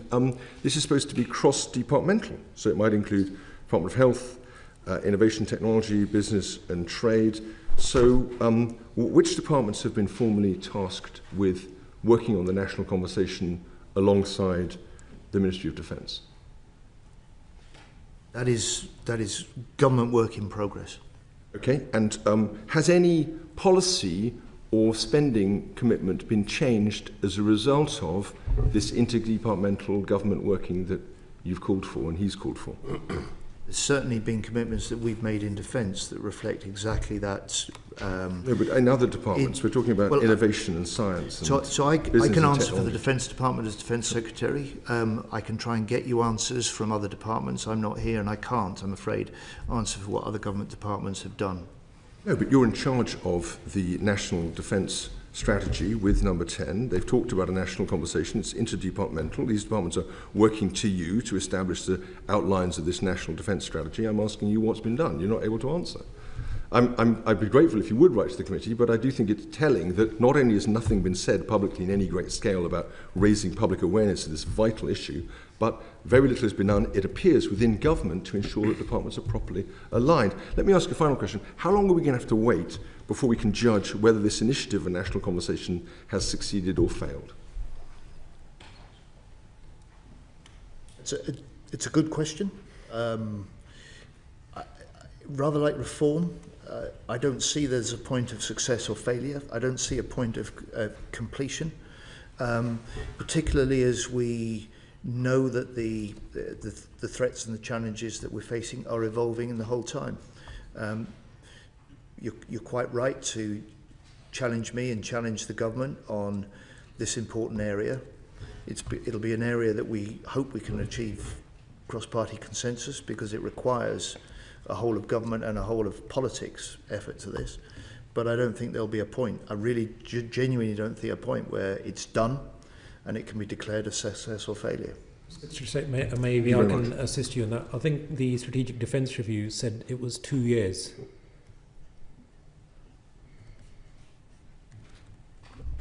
Fair enough. But I mean, no, the serious point here is the fundamental point is that if a country is stepping up to the challenge that Mr. Norman is quite rightly outlining here, that is a challenge that's defined by the threats we face, the security environment. That doesn't stop changing or evolving or reach a point where it's done, whether or not the SDR may have said or suggested 2 years. Thank you. Yeah, it was in recommendation 26 where it said it would be completed within 2 years as part of the process. But anyway, let's move on swiftly, given the lack of time, to Lincoln Job. Secretary, you're a busy man, so you may not have had the opportunity to see your two predecessors and the former Minister for the Armed Forces giving evidence a week ago today. I didn't, no. Okay. In summary, particularly Sir Ben Wallace and James Healy outlined the following thesis. From the mid-90s onwards, governments of both parties took a capability holiday when it came. They hollowed out defence. And what enabled them to do so was the fact that the perception of the threat is run by the information flow that comes out of the Ministry of Defence, and the perception of our readiness to meet it is a result of the information flow that does or doesn't come out of defence. And Mr. Healy in particular was very concerned that so many things that came across his desk which said, we're really not ready to meet this threat, also had stamped all over them, this is far too sensitive for you to talk about in public. And so, as a result of this conspiracy of optimism, successive governments have chosen, in effect, butter over guns, while the Russians were choosing guns. And therefore we have a massive mismatch of threat. And Mr. Heapy said that he worked with the permanent secretary. He was deeply uneasy about this, and he said he worked with the permanent secretary because he said, what happened in the Cold War? Because you know, the perception here is that you're not being very frank with us over the last 18 months about our inability to meet the threat as it currently exists and will evolve. And he said during the Cold War that what would happen is that a pretty warts and all report would go to the Defence Select Committee. They would make their reports and redact the sensitive information. And this was at the most freezing times of the Cold War in the 70s and 80s. And both Sir Ben and James said, look, the machine, sitting on your left, is absolutely institutionally way too cautious. They won't play the role that you need them to in order to start this national conversation, which means that you can actually convince people that, yes, education is important, yes, health is important, but defence is incredibly important and may mean that we need to start choosing some guns rather than some batter. Would you like to react to that thesis? Well, you're encouraging me to read their evidence, first of all. But I think part of my mission before the election, at the election and since, has been, as Defence Secretary, to draw attention to the threats we face, to argue that this is a new era for defence, that steps need to be taken, and the government has demonstrated a seriousness for that by making this big commitment, not just to boosting defence budgets this year, in the first year, but making the commitment to raising defence spending. Now, as politicians, from whatever party, we know that's unsustainable unless you can take the public with it. And I think that there is a public recognition that this is required. There is a recognition that hard power is required alongside good alliances. And that's characterised the approach that we've tried to take as a new government over the last 18 months. But I agree with you're kind of doing your side of the bargain, but I don't think anyone else, and it comes back to Mr. Norman's earlier question, I don't think anyone else across government thinks that they need to put down arrows in their budgets in order to make them safer. I'm sorry, that's exactly what the Foreign Secretary did when we made the decision that we would switch next year 0.2% of GDP out of direct overseas aid into defence. That was a decision that the government took, very clearly a down arrow in a different path. If you look at the decisions the Chancellor made in her last budget, there was a squeeze on the spending in this spending review period of all departments with the exception of defence and the NHS. That's a government saying we're putting the sort of priority that this committee would argue needs to be put on defence, and we're doing that over and above the needs of other departments. Now, I can't account for the way that James Heaty and Ben Wallace may have washed their hands of any sort of responsibility for what happened in their period in government. What I would say is your description of their characterisation of how we're approaching and how seriously we're approaching this in defence does not correspond, I think, with the leadership we now have in defence, with the decisions we're taking, and the challenges that we can see that we must meet. I mean, I won't go into, inability to take stuff out of welfare and all that, because that would be too political. But I really do recommend. It might save yourself some angst in year 3 of being Secretary of State for Defence if you go and have a watch of their evidence. Brilliant. Thank you. I'm sure the Secretary of State has listened to that suggestion. Let's move on to now defence finance with Alex Baker. Thank you, Chair. Secretary of State, let's talk about defence finance. Can you talk to me about what you think are the main problems for industry with defence finance, particularly when it comes to banks' ability to lend money to defence? So I think we're moving, and it's partly a recognition in the investor community, the banks, of the discussions we've just been having in the last half an hour, that actually there is a national and an allied challenge with defence and security, that isn't just a matter for the armed forces and defence. But we're moving away from a period where investment in defence and security for this nation and the people in this nation is seen as not an unethical but an ethical investment, an investment that isn't just about the interests of the defence industry but of the nation. Because quite honestly, and this is the argument I've made when I've spent as much time with investors as I have with industry in the 18 months of being Defence Secretary, because frankly you don't have economic stability without national security, and you don't have a stable society without national security either. So I think we're moving through that period. My interest now is not just what commitments do we need to make with public taxpayers' money in defence investment, but what leverage can we get from sources of private finance to put alongside that. And so we will be driving a harder deal with defence companies when they get contracts with defence. We are looking to new sources of venture capital to invest in the potential of Britain's defence tech base. We've changed the arrangements in government so that we have now a new Defence Exports Office consolidating all the government's efforts behind defence exports.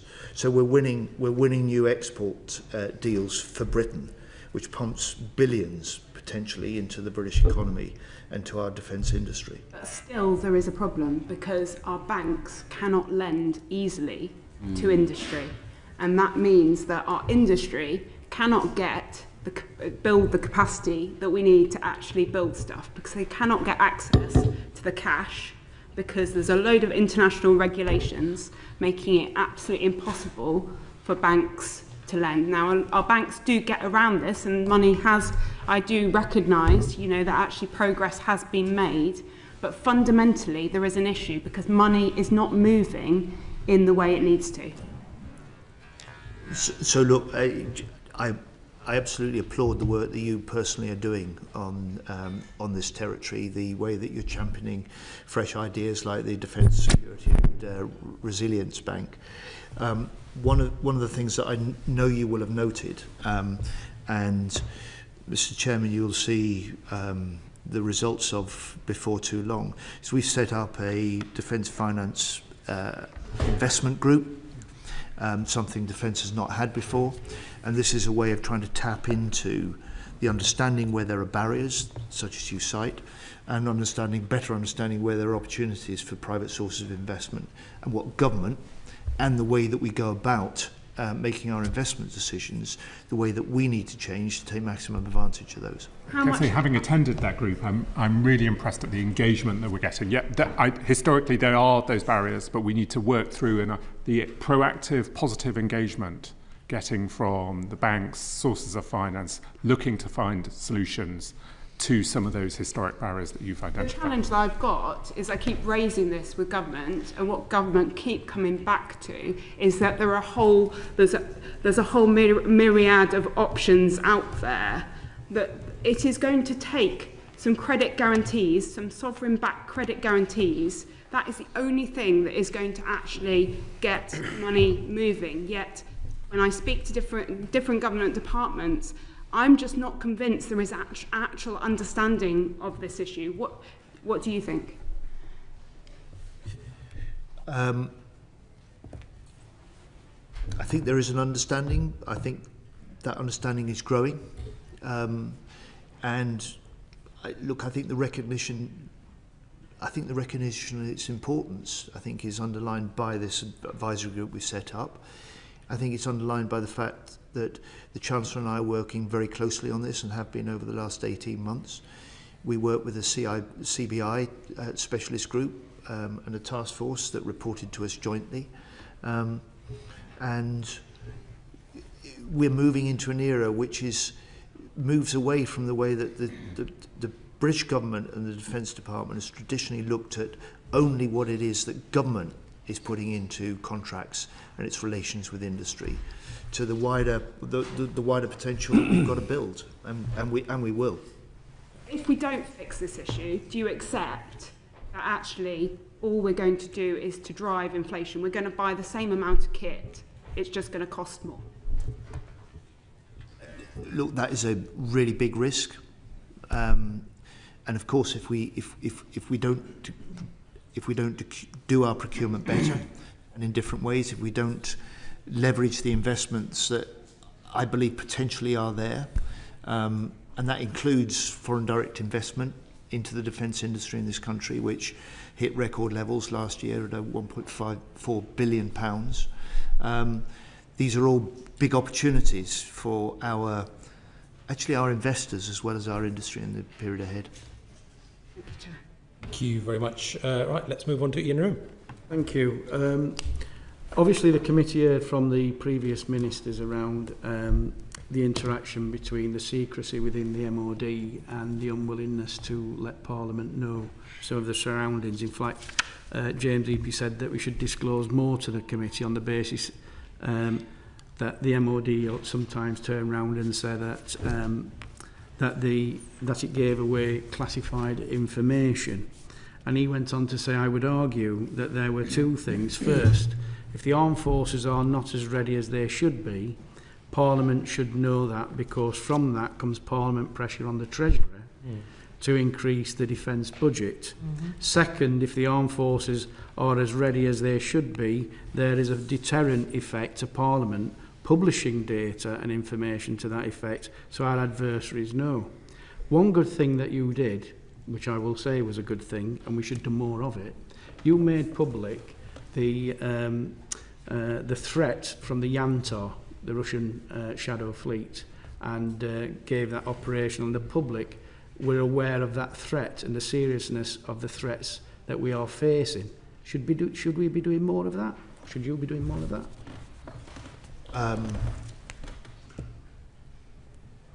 I will call out the Putin threats to us when I think those are needed. I think it is part of priming the national conversation that we've discussed before. It's part of treating the public properly, making sure that they're aware of some of the threats that we face. Should we do more in disclosing to Parliament? I'm trying to ensure that we are able to give the committee the sort of briefing and information that you need to do your job.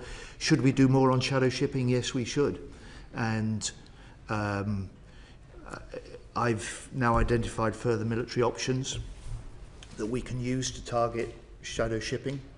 I'm discussing these with Cabinet colleagues.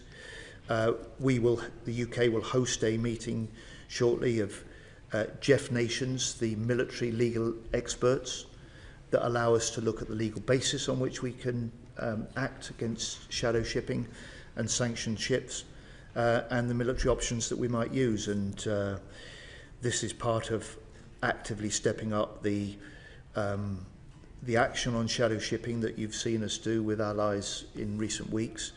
And it is part of making sure that Putin is not so easily able to fund his war machine in Ukraine through the sale of sanctioned oil. And frankly, I'd want to see any oil revenue that could be raised from seized sanctioned ships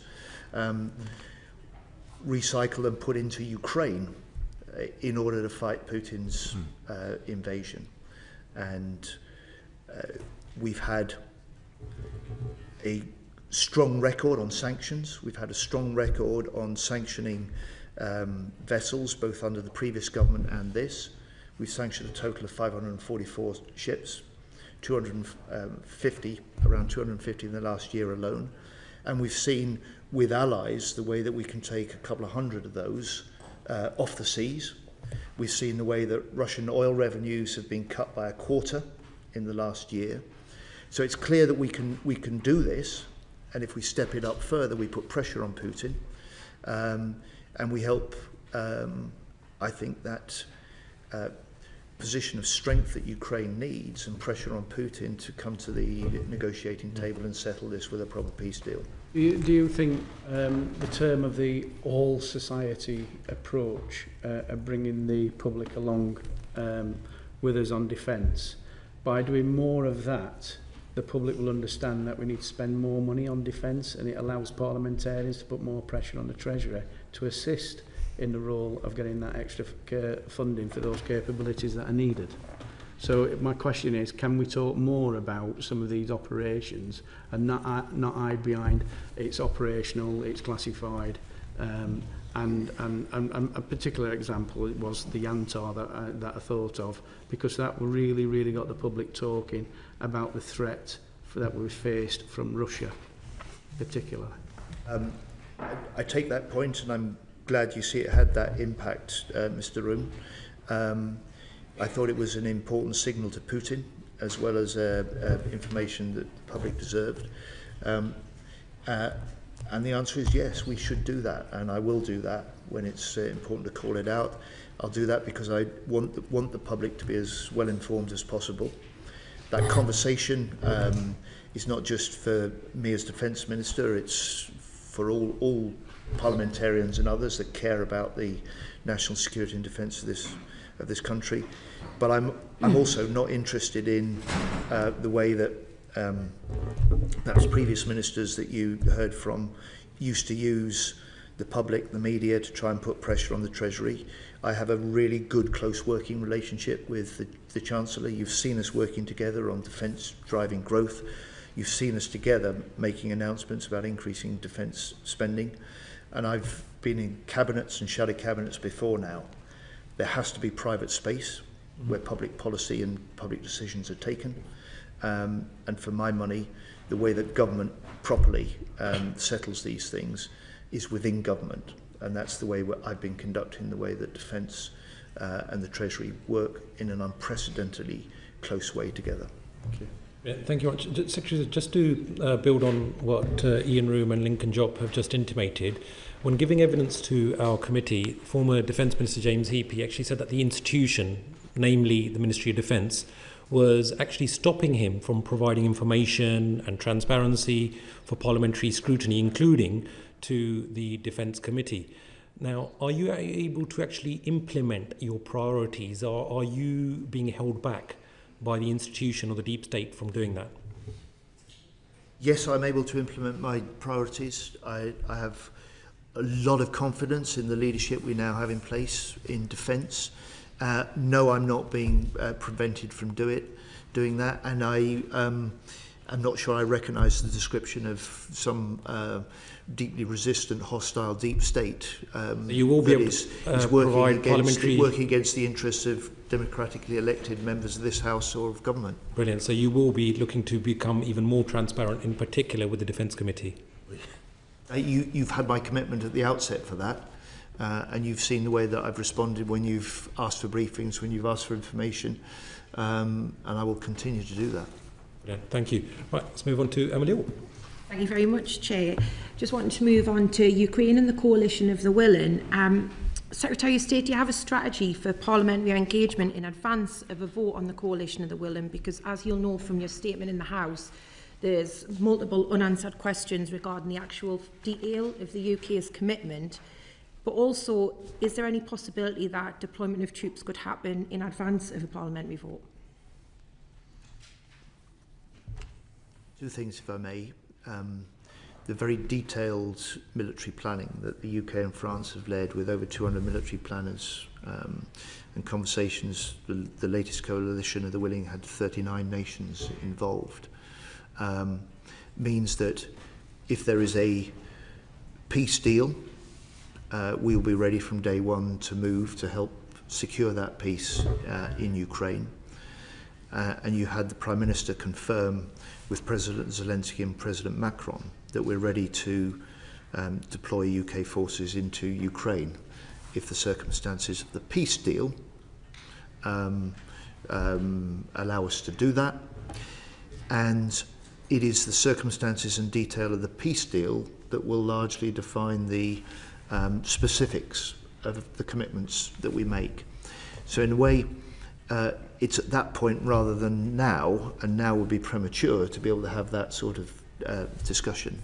Secondly, I would just point to the commitment that the Prime Minister made, which is a recognition that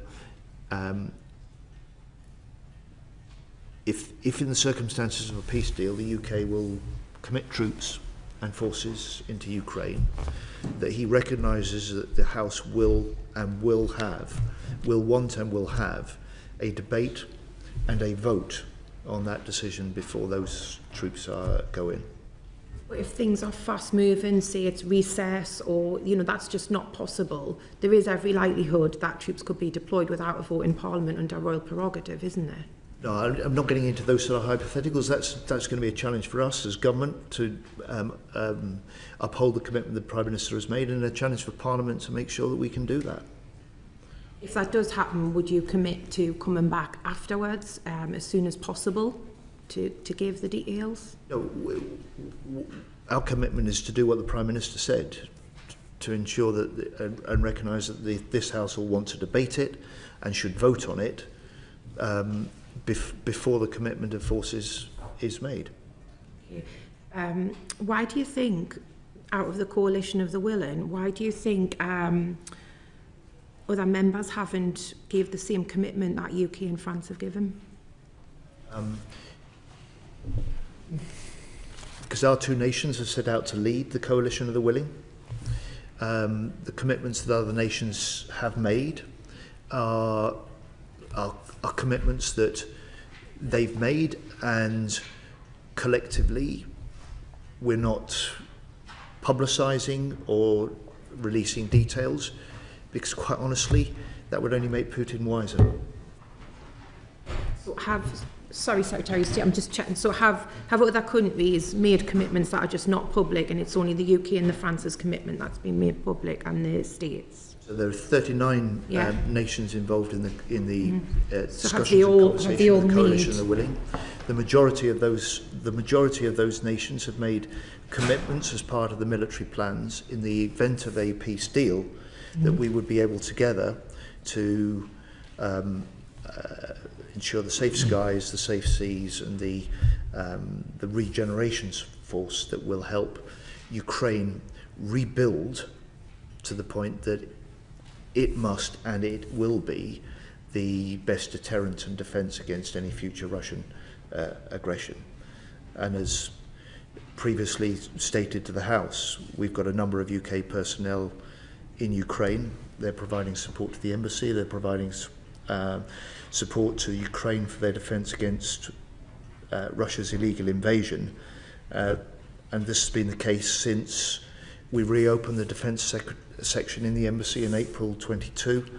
And since the election, that number has grown as we continue to step up UK support at Ukraine's request. I'll leave it there, Chair, in interest of time. Thank you very much, most kindly, because of the lack of time. Right, let's move on to Michelle Scroggum. Thank you, Chair. Secretary, you announced last year that there'd been a 30% increase in Russian activity in UK waters. Can you tell us how much of that increase was subsea? That was a headline. Figure. I think I gave about a 30% increase in Russian vessels intruding and active in wider UK waters. I think it's. You wouldn't expect me to be public to give a detailed breakdown of those.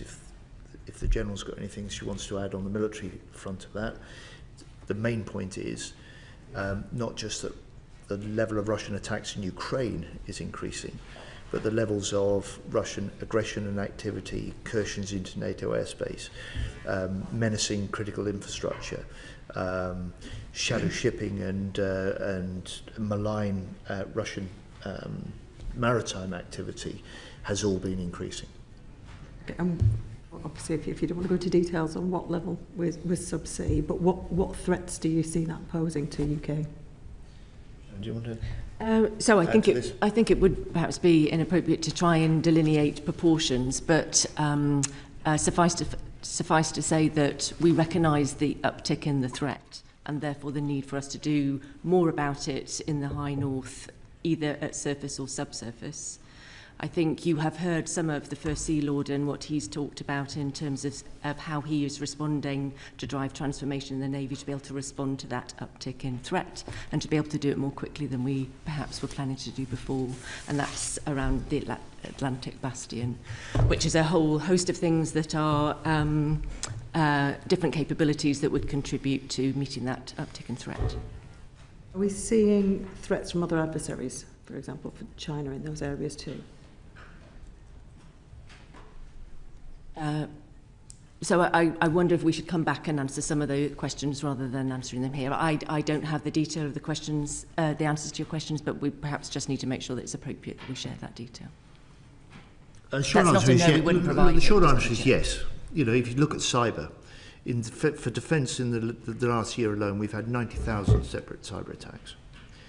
Large majority of those are linked to states and state activity, or state-linked activity. The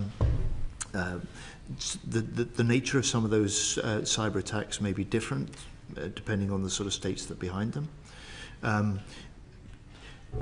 Russia, China, Iran are all linked to some of those attacks. If you look at the recent debate whether we started this afternoon, Mr. Chairman, with concern about Greenland, the Arctic security and the High North, that is about rising levels of Russian activity and aggression in that area, but also rising levels of interest, Chinese interest, because as climate change opens up that northern sea route, it opens up the link that, and we've seen, of course, as well, the link up to more closely through the war in Ukraine of Russia with certain allies working more closely together. Coming back to what some of my colleagues were raising about public awareness and defence spending, this is something that I've raised on a fairly frequent basis, and the fact that I don't believe the public are as aware as they should be of just how high the threats are and how many attacks are being made on the UK on a regular basis. When you talk about the cyber attacks and everything, people might see that Marks and Spencer's was attacked and it's inconvenient for their shopping not being delivered. But the understanding that that is a direct attack on our supply chains, I don't think is being put across quite as strongly as we could. And I understand the need that we don't really want to alarm people. But when we talk about whole of society resilience and defence, surely that's something that we should be doing more work on to ensure that people understand exactly what the threats are, where we are, and that we are already being attacked in the grey zone. It might not trigger an Article 5, but these events are occurring, and I don't think the public are as aware as they should be. Would you? I see that as a fair, sound point and argument to make.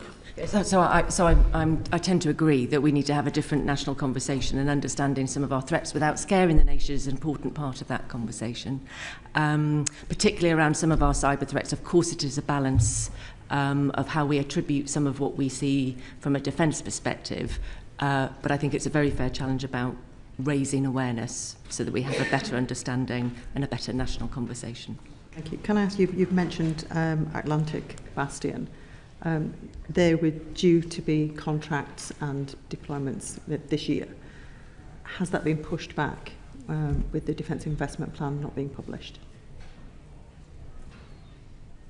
So I don't believe it has. Like I said, so my job is making sure that we still get stuff done whilst we are continuing to do some of the broader investment planning.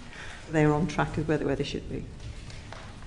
Yes, and you will see, undoubtedly, because it was a strong feature of the SDR, you'll see in the defence investment planning that transformation to more autonomy, the creation of an Atlantic Bastion that is a combination of the sort of traditional hard power ships with the new technology of surface and undersea autonomy accelerated, and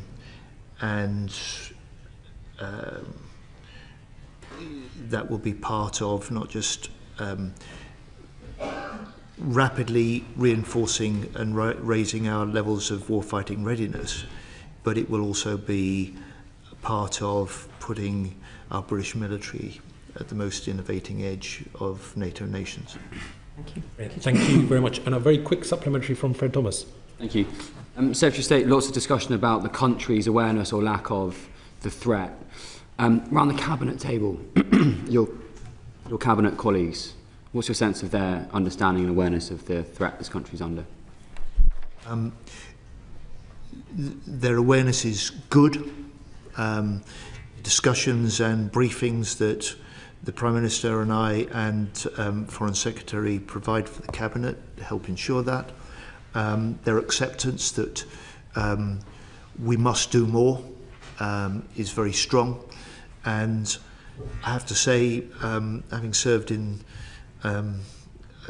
Cabinet and shadow cabinets before, the unity of purpose of this Cabinet is second to none. Thanks. Yeah, thank you. And on to Lincoln Job. Thank you, Chair. In the answer to the Chair, I think you said, I don't recognise the characterisation of some sort of security deep state which is attempting to keep secrets from Parliament. And so, with my irony klaxon still ringing in my ears, can we talk about the super injunction that was put in place by the prior government and maintained, which stopped us knowing about the Afghan data breach and anyone else? And one specific question. So when Sir Grant Shapps came and gave evidence last week, he said that he thought that by about the autumn 2024, it would have run its natural course, the super injunction. And he did so on the basis of two lines of argument. The first was that the longer that the data was out there, the more likely it was that those who were put at risk by that fact were either got out or got, essentially. He equally said that every time they went back to renew the super injunction, that the judge would increase the demand for the numbers of people that were having to be shipped back here. And so in some sort of, quite political combination of those two factors, he thought that by the autumn, I think was the phrase he used, 2024, that it would have run its course. And claimed surprise that it was kept going by the government for a whole year. So very specific question. In the times that you renewed the super injunction up to the point when you made it public, was the court demanding that you take ever more and more Afghans at each turn of that handle? Was this the same Grant Shapps that renewed the super injunction in May just before the start of the general election? That would be the same. The answer to your direct question is no.